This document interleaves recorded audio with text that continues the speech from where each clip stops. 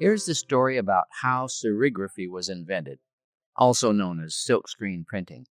It's based on the story of Alois Senefelder, who invented lithography in 1796 by a happy accident. Turned out that his mother asked him to write a laundry list because the laundress was waiting and there wasn't any paper to write it on, so Senefelder wrote it on a stone that he had been experimenting with for printing. Carl Chu, C.T. Chu, is playing the role of Carl Senefelder, a stamp inventor who can't afford a printer. So here's the story about how he invented serigraphy.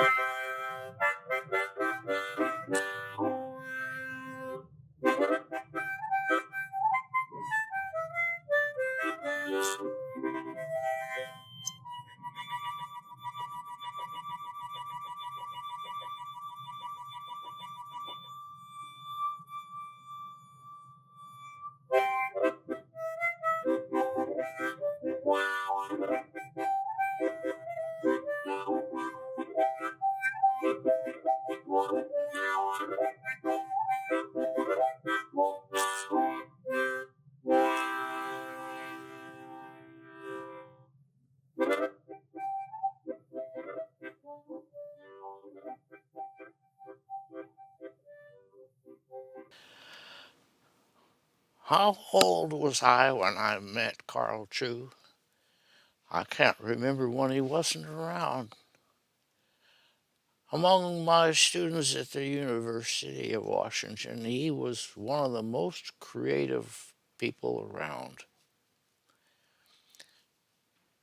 We had this idea at Triangle Studios in 1979 when Carl was well into his artist stamp period, and we were talking about the invention of silkscreen. And nobody knows when silkscreen was invented because it started out in Asia, migrated over here over the centuries.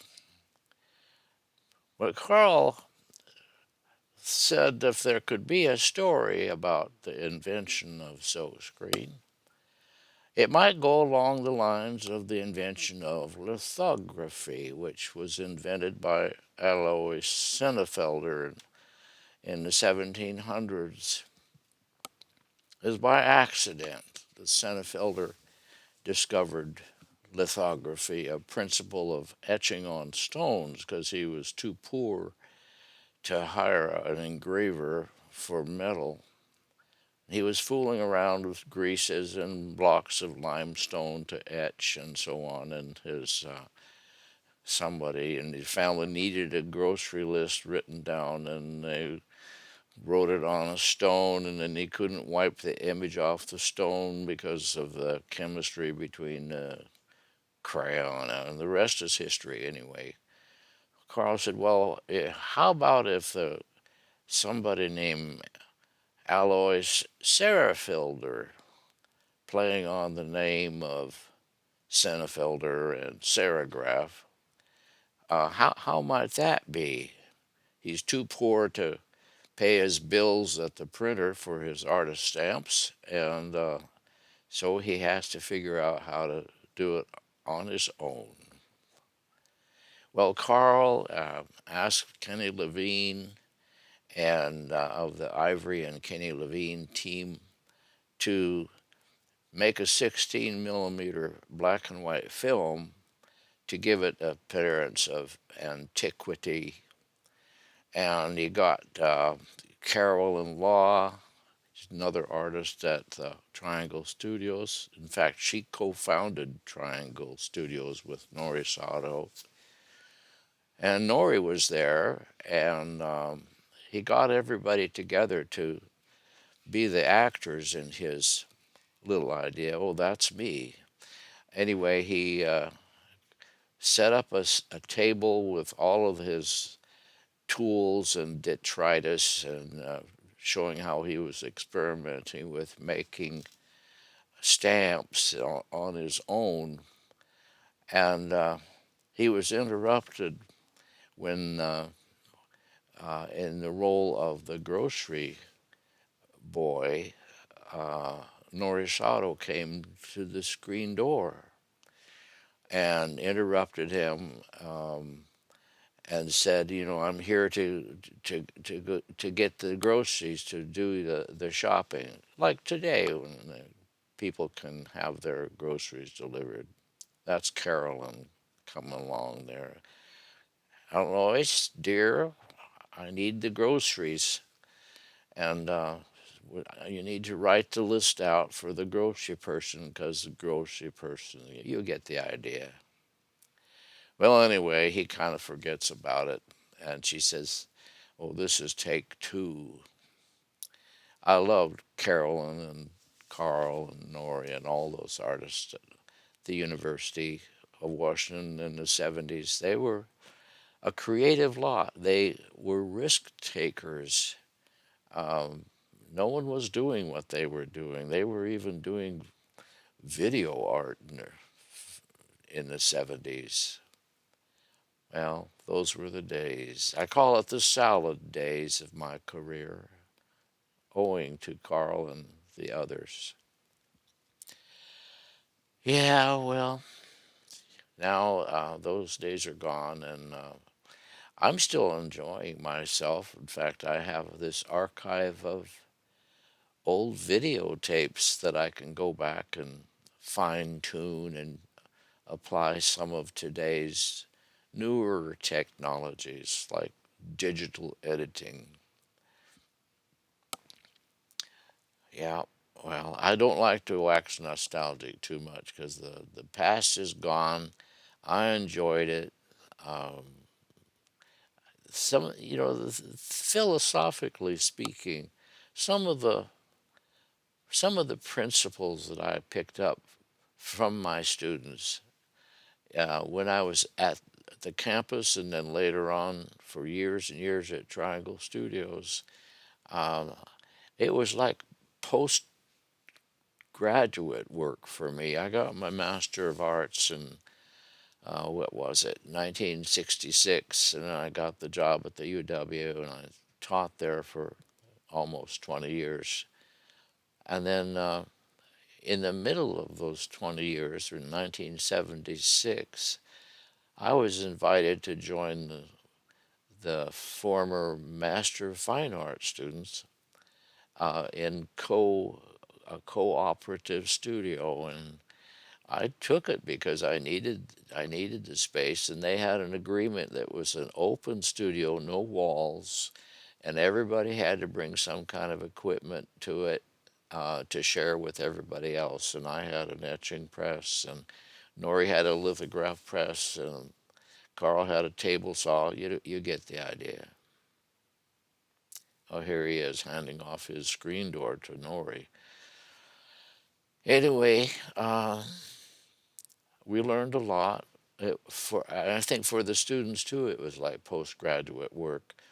And looking back on those days, I think that what I learned at Triangle, I took back to the university, and I felt like what we needed was a postgraduate school for Master of Fine Arts students, and there is no real doctor's degree for arts except in art history and things like that. But for this applied art or the studio arts, oh, you know, there is no advanced programs. You can take certificates and so forth, but mostly when you get your master's or your Master of Fine Arts, they let you out and you're on your own. And it really might invite you back if you're famous enough to give a talk or two, but to come back and study, to take a seminar, nah, no such thing. The fact is that none of the faculty had a postgraduate work except to go back to university and teach for a salary. No, my idea was I knew that my students would grow, and some of them would marry, some would have children, and those children would grow, and they would finally come back to the university. And when they did, those children would find a totally changed program. It would evolve because I saw the evolution into electronic arts starting in the 1970, and by the time I left, we were doing computer graphics and computer aided editing of video. Oh man, it was something, and I knew that by the time the students were old enough, the children of the students were old enough to come back to college, they'd find a totally different art department, and the former students, their parents, would be tempted to come back and take a class or two in whatever had become of practical, or that is the practice or the professional practice of the arts. There was no professional organization for the fine arts, so-called the studio fine arts. Artists are independent types, as everybody knows. Very few of them can collaborate. They have the personality for getting along in teams and so forth. The few that did, you take Norie Sato, for example, she had an ability to collaborate and work with other people. She became a public artist. But most artists are so independent minded that they don't like the idea of an artist's professional society like the dentists have, the attorneys have. They have a requirement to go back and take continuing education courses. Teachers, almost anybody who belongs to a profession that has the professional footing and advanced studies programs, they can, here's my favorite part. Carl, as Sarah Felder, has discovered serigraphy. And what does he do with it? He makes grocery sign posters. Well, after all, it was a commercial intent that Alois Senefelder had when he invented lithography. It was just to get by the high costs of commercial printing. And when grocery stores couldn't afford to pay individuals to make signs for their windows and displays, along came the silkscreen printers to add posters to their line to T-shirts and stuff.